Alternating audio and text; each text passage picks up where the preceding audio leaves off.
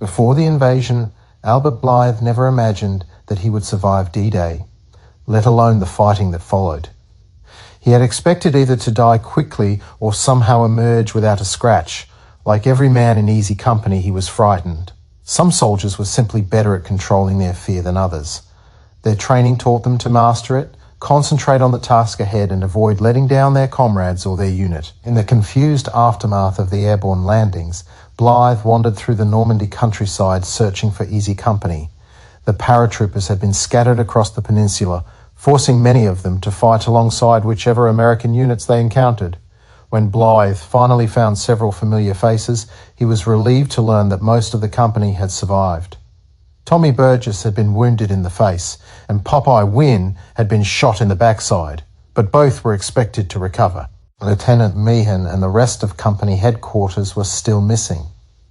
Although some held out hope that Meehan would eventually appear, others suspected that his aircraft had crashed. In his absence, Lieutenant Richard Winters had taken command of Easy Company, with Lieutenant Harry Welsh leading 1st Platoon. As darkness approached, Easy Company received orders to move towards Carentan.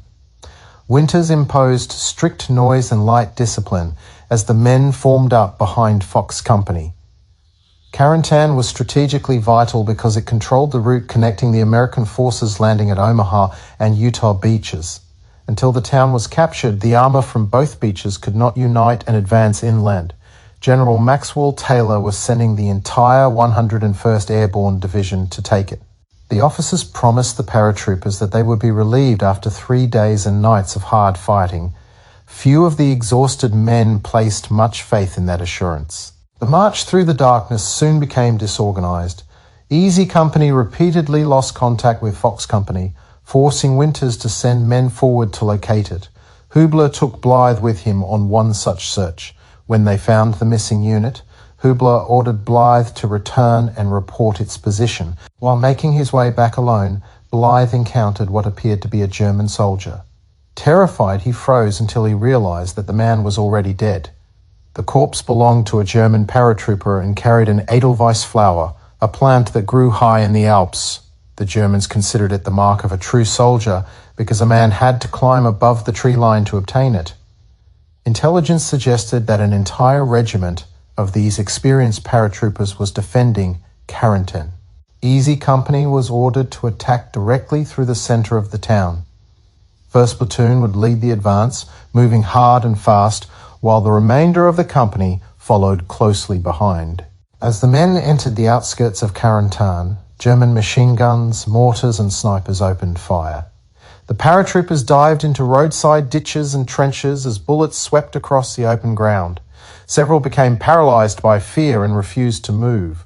Winters ran among them under fire, physically dragging men out of cover and ordering them to advance.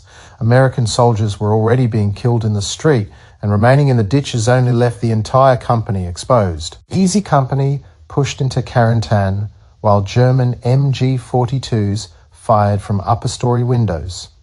The paratroopers returned fire, targeted suspected sniper positions, and began clearing the buildings one by one. Guarnier's men attacked the right side of the street, while Tipper and Liebgott worked their way through the houses. German mortar crews had the Americans' position accurately ranged. Shells exploded among the advancing soldiers, forcing them to scatter and seek cover. Lipton was struck but escaped serious injury. Tipper was less fortunate. An explosion left him badly wounded and disoriented inside one of the buildings. His comrades found him bleeding heavily and helped carry him to safety while the battle continued around them. Elsewhere in the town, Irish soldiers knelt in the street and prayed over their fallen comrades despite the gunfire. Easy Company continued its advance until it linked up with men from the 501st Parachute Infantry Regiment. With American troops holding the northern and southern sections, Carentan was finally secured. Once the firing subsided, the wounded were moved through the streets. The men had little time to rest. Carentan was as important to the Germans as it was to the Americans, and a counterattack was expected. Battalion ordered Easy Company east of the town to occupy the high ground.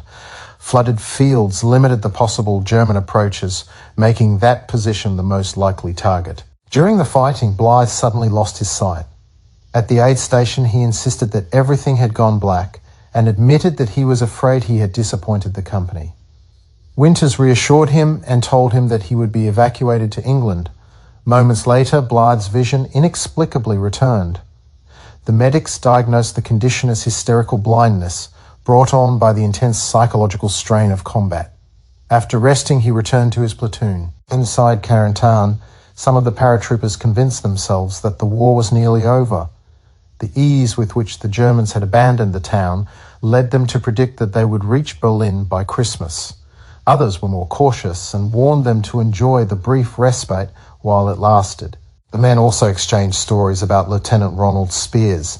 Rumours claimed that he had shot a group of German prisoners after offering them cigarettes and had even killed one of his own sergeants for refusing an order. No one seemed to know exactly what had happened. The number of alleged victims increased every time the story was told. What some men had witnessed, however, was Spears attacking a German artillery position on D-Day with extraordinary aggression, running through machine gun fire as though he believed himself invincible. The rumours ended when Easy Company was ordered out of Carentan. The men moved east in a tactical column until they reached the high ground and took up positions along the hedgerows. As usual, they found themselves exposed at the edge of the regimental line.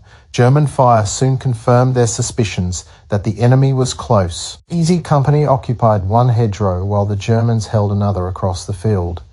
Intelligence had originally reported that only a single German company had defended Carentan. In reality, most of the enemy force had withdrawn during the night and regrouped south of the town. The Americans had probably encountered them while they were preparing their counterattack. Their strength remained unknown, but their intention was clear. They wanted Carentan back, and Easy Company stood in their way. If the Germans did not attack during the night, the Americans planned to advance at 5:30 the following morning. The men fixed bayonets and attempted to sleep in their foxholes. The tension led to a near-fatal accident. Floyd Talbot went to wake Private Smith for his turn on guard. Smith awoke in a panic and mistook the figure standing above him for a German soldier. He lunged with his bayonet and stabbed Talbot.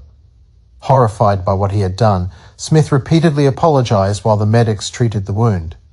Talbot could still breathe and was expected to survive, but the incident left the other soldiers even more uneasy. Unable to sleep, Blithe left his position to investigate noises coming from another platoon. On the way, he encountered Lieutenant Spears. Blithe confessed that after landing on D-Day, he had hidden in a ditch instead of searching for his unit. He had been alone, frightened and affected by the air sickness pills issued before the jump. Spears told him that every soldier experienced fear. In his view, Blithe had remained in the ditch because he still believed there was hope of surviving. The only way to function effectively in combat, Spears explained, was to accept that he was already dead. Once he accepted his death, he could carry out his duties without mercy, compassion, or remorse. Spears believed that all warfare ultimately depended upon that acceptance. Before dawn, the officers briefed the men on the coming battle. Easy Company would rely on fire and maneuver, with Dog and Fox companies advancing along its left flank. They did not know the size of the German force, but there was a strong possibility that they would again be facing experienced paratroopers. Before the Americans could launch their attack, German mortars began falling across the line. Winters ordered the observation post withdrawn and told every Easy Company position to hold. Soldiers rushed through the darkness, carrying ammunition and preparing for an infantry assault. German troops and armoured vehicles emerged from the gloom. Easy Company poured fire across the fields, trying to establish fire superiority before the attackers could overrun the hedgerow. Winters moved along the line, ordering the men to remain low and keep shooting. The American left flank suddenly began to collapse. Dog and Fox companies withdrew under the weight of the German assault, leaving Easy Company dangerously exposed. Winters demanded to know who had authorized the retreat, but there was no time to investigate. German soldiers were already closing on the position. Blithe crouched in his foxhole, unable to make himself fight. Winters confronted him directly and ordered him to stand. He shouted at Blithe to raise his weapon and fire at the advancing Germans. Slowly overcoming his terror, Blithe rose above the hedgerow and began shooting. Encouraged by Winters, he continued firing into the enemy ranks. The fighting grew increasingly desperate. American soldiers shifted their fire towards the collapsing flank while mortars and machine guns tore through the hedgerows. Several men were wounded and ammunition began running low. The Germans seemed close to breaking through. Then the sound of tank engines came from behind the American line. Sherman tanks from the 2nd Armoured Division arrived and opened fire on the German positions. The exhausted paratroopers cheered as the tanks advanced. With armoured support finally available, Easy Company intensified its fire and drove the Germans back. After the counterattack had been stopped, Winters ordered a patrol to examine a nearby farmhouse and determine whether enemy troops remained inside. Blithe volunteered to go, and Martin and Dukeman were selected to accompany him. Blithe was appointed lead scout. The patrol advanced under covering fire. As Blithe moved towards the farmhouse, a German sniper fired from an upper window. The bullet struck him, and he collapsed. His comrades dragged him to cover while desperately calling for a medic. The wound was serious, and Blithe was carried from the battlefield. Soon afterwards, Easy Company was finally pulled off the front line. The men were sent to a field camp north of Utah Beach where they received hot food and showers. They were told that they would soon return to England. Winters spoke with Colonel Sink, who praised Easy Company for holding the line and reported that General Taylor was pleased with its performance. Several wounded soldiers received Purple Hearts. This ceremony quickly became a source of dark humour, particularly when one soldier complained that 3 separate injuries had earned him only a single medal. After the horrors of Carentan, the men took comfort in the simple fact that they were still alive. Talbot's accidental stabbing also became the subject of a humorous poem known as The Night of the Bayonet. The verses described how the exhausted Smith had awakened to Talbot's voice but imagined that he was facing a German. Talbot accepted the teasing good-naturedly, while the men presented him with their own improvised recognition because the wound had not been inflicted by the enemy and therefore did not qualify him for a Purple Heart. Back in England, replacements began joining the company. The veterans attempted to rest, recover, and enjoy the temporary safety of their barracks. Their peace did not last. The men were assembled and informed that a scheduled training exercise had been cancelled. All leave passes were revoked, and Easy Company was ordered to prepare for another departure. This time, they were warned that they would not be returning to England. Anyone who had not written a will was instructed to report to the supply office before the trucks left for Membury. Sergeant Donald Malarkey visited a local woman, Miss Lamb, to collect his laundry before leaving. She had heard American trucks moving throughout the night and understood that the soldiers were going away again. Malarkey explained that it appeared that they were leaving England for good. As she gathered his clothes, Miss Lamb remembered that Lieutenant Meehan had left laundry with her. She asked Malarkey to take it back to him. Then she produced several more bundles belonging to men from Easy Company. Malarkey silently listened as she read the names: Sergeant Evans, Private Moyer, Blower, Gray, Miller, Owen, Collins, Elliot, and Blithe. Every man on her list was either dead, missing, or no longer with the company. The neatly folded uniforms were all that remained of soldiers who would never return to collect them. Was Episode 3 Carentan your favourite of the series? Let me know your thoughts in the comments. If you enjoyed the video, don't forget to hit the like and subscribe.